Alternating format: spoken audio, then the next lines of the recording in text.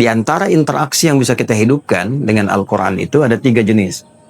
Yang pertama memperbanyak bacaan, seperti pernah kita bahas, disebut dengan qiraah.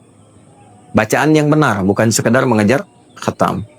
Kemudian yang kedua adalah mengkaji makna Al-Quran dalam berkehidupan. Jadi motivasi menghafal itu bukan banyak-banyakin hafalan. Ya, bukan sekedar saya bisa menghafal berapa juz, sekian juz, bukan. Tapi bagaimana Quran itu bisa dibawa dalam praktek kehidupan kita. Nanti dibagi 2. Ada praktek ritual yang diimplementasikan lewat sholat. Kita bawa Quran, dibaca Al-Quran sebagai pedoman berkehidupan. Itulah yang disebut dengan hudan namanya. Dan yang paling menarik, yang digarisbawahi oleh Al-Quran terkait dengan kajian Ramadan, itu aspek hudan. Nah, kembali ke Al-Baqarah ayat 185. Syahru Ramadan alladhi unzila fihi Al-Quran hudal linnas. Jadi yang diinginkan oleh Allah dengan turunnya Al-Quran ini bukan sekedar kita bacaan. Karena bacaan itu seyogyanya, itu pembuka untuk memahami makna. Kita baca Quran kan untuk tahu isi. Ketika Allah menurunkan ayat pertama pada Nabi Muhammad SAW, Iqra, itu gerbang pembukanya. Kenapa mesti Iqra? Kenapa baca? Supaya tahu isinya. Setelah paham isinya, maka dijelaskan oleh Allah. Semua desain Al-Quran, firman Allah itu, yang diruntutkan dari mulai Al-Fatihah sampai dengan An-Nas, itu bahkan dari mulai di kandungan ibunda sampai dengan wafat, sampai kembali kepada Allah, itu paketnya lengkap di Al-Quran. Allah yang menciptakan kita, Allah berikan pedoman hidup pada kita, saking sayangnya dengan kita. Dibagi ke dalam beberapa aspek, 114 surah, 30 juz, 6.236 ayat, kurang lebih 52.000 kosakata. Itu semua secara tematik bisa diurut. Diberikan topik-topik ya. Kalau kita mau keluarkan topik tentang ilmu ada di situ. Di bidang keamanan, baik yang di TNI, di Polri, di jabatan, di birokrasi, semua itu bisa dikeluarkan tematiknya. Dan janji Allah itu nyata. Orang yang mampu mempraktekkan isi Al-Quran sebagai pedoman hidup dengan semua pilihan hidupnya. Anda mau jadi apa? Keluarkan ayatnya. Lihat petunjuknya saat Nabi ajarkan dalam hadis-hadis itu, praktekkan itu, tunggangi itu dalam kehidupan sesuai dengan pilihan hidup kita. Dan jaminannya langsung dari Allah, khairul ummah, akan menjadi yang terbaik di bidangnya. Ya, itulah kenapa sebabnya Al-Quran diturunkan dalam lingkungan masyarakat jahiliyah. Jahiliyah itu artinya yang khatam kriminalitas. Diturunkan Quran di komunitas itu, bukan di Romawi yang sudah maju, bukan di Persia yang sudah unggul, tapi dia menjadi umat yang paling maju. Ya, paham kita ya?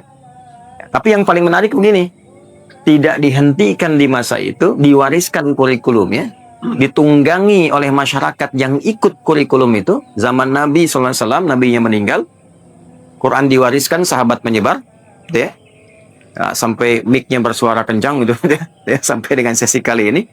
Jadi, dari mulai zaman Nabi ke sahabat, ke tabi'in, coba teman-teman cek.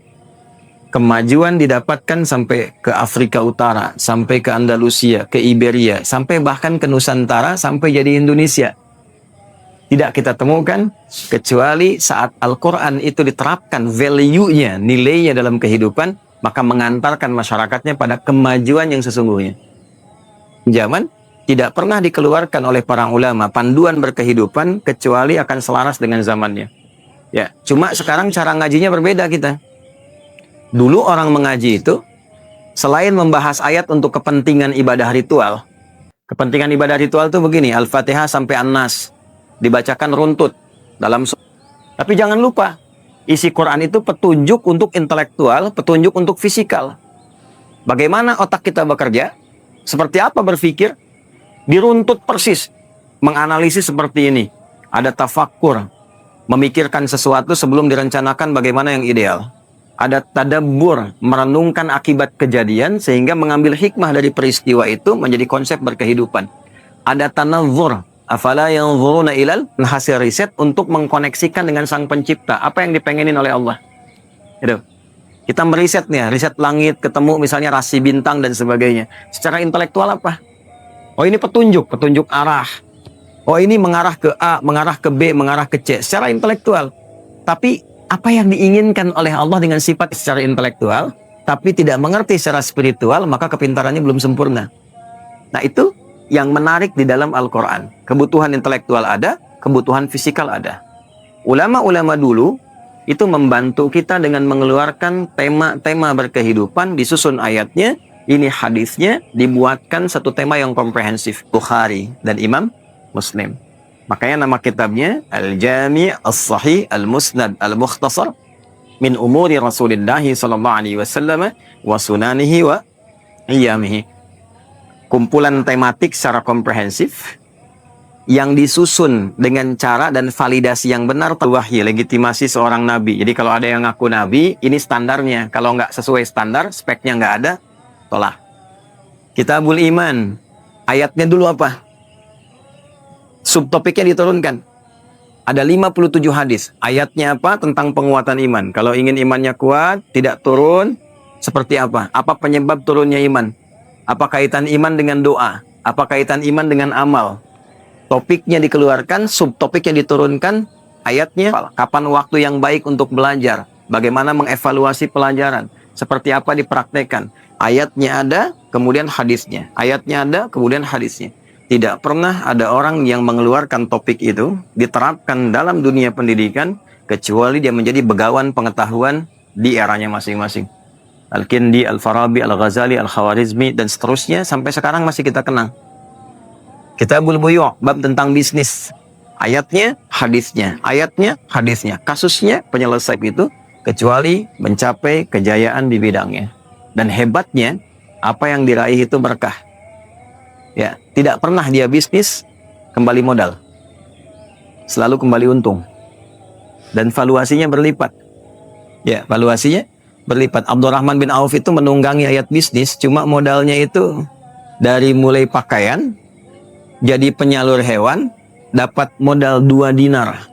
Dikali 2, 6 juta. Dari nyalur-nyalurin, jadi broker hewan, salurkan, dapat keuntungan 6 juta. Dari 2 dinar itu, bisa kemudian diolah.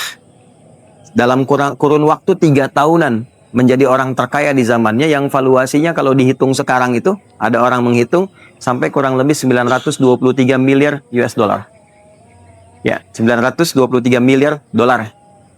Ya, kalau dihitung yang paling rendahnya 14.700 triliunan. Presentasi untuk honoris causa doktora itu kurang lebih 72.000 triliun. Anda bisa bayangkan. Dan termasuk 1 di antara 10 yang masuk surga. Ya, kaya, kebangetan kayanya masuk surga. Ya kan? Nah, ini sesuatu yang menarik untuk dikaji. Nah, di antara pedoman itu kalau kita keluarkan topik-topik dan tema-temanya, ada tema-tema spesifik yang juga memberikan petunjuk kepada kita bagaimana cara mengatasi persoalan sehingga melahirkan ketenangan yang komprehensif, yang sempurna, yang bisa dibawa dalam setiap aktivitas kehidupan kita. Kalau kita sudah mendapatkan itu, lapang hati kita, maka semua persoalan yang dihadapi di setiap bidang itu akan mudah untuk diselesaikan. Yang kecil seakan tidak ada, yang besar seakan mengecil dan hilang. Dalam bahasa Arab, sesuatu yang telah lapang, terlapangkan keadaannya sehingga mudah menerima apapun dan mudah mendapatkan solusi, itu disebut dengan syarah namanya. Syarah. Pernah ada ngaji kitab kemudian penjelasannya disebut syarah. Nah, ya? Kenapa disebut syarah? Karena setelah mendengar penjelasan kita lebih lapang. Gitu. Awalnya kita ngaji, baca belum di dalam jiwa, sampai kemudian merasakan kedamaian yang begitu luas, sehingga apapun yang kita hadapi itu lapang dan tenang, nyaman, itu merubah katanya dari syarah menjadi insyirah. Maka surah ke-94 perangkai dengan surah Ad-Duha yang kemarin telah kita bahas adalah surah yang menerangkan kepada kita bagaimana cara melapangkan hati di setiap situasi sehingga persoalan-persoalan kehidupan itu mudah diatasi dan didapatkan solusinya.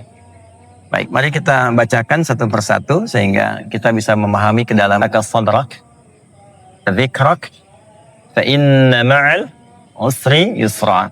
Inna ma'al usri yusra. Fa idza faraghta fansab wa ila rabbika farghab. Baik, sadaqallahul azim.